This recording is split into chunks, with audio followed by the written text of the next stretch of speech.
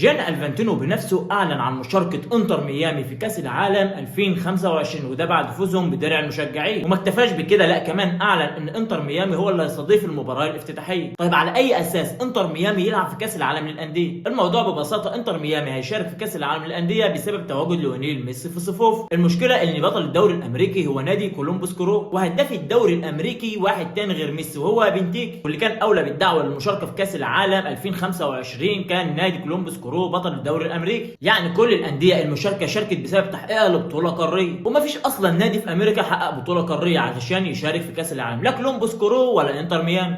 لكن انتر ميامي شارك بس عشان تواجد ليونيل ميسي. وهنا الفيفا بتثبت ان ميسي هو فتاه المدلل. انا ما بقللش من ميسي لان ميسي من افضل اللاعبين اللي جم في تاريخ كره القدم، بس هم ليه بيجاملوه؟ هل علشان يكون هو الهداف التاريخي لكاس العالم للانديه ويخلي رونالدو في المركز الثاني؟ طيب سيبك من كل ده، انا هديك مثل بعيد جدا عن كريستيانو رونالدو، وهو داني الفيش. فضل قاعد اكتر من 5 سنين اكتر لاعب كسبان بطولات في التاريخ. داني الفيش ما فيش ولا جهه رسميه او غير رسميه فكرت مجرد تفكير في انها تكرمه. لكن اول ما ليونيل ميسي عدى داني الفيش في عدد البطولات، صحيفه ماركا عملت له جايزه مخصوص واختارته افضل لاعب في تاريخ كره القدم، وجابوا في المركز الثاني كريستيانو رونالدو وبعده على طول بيليه.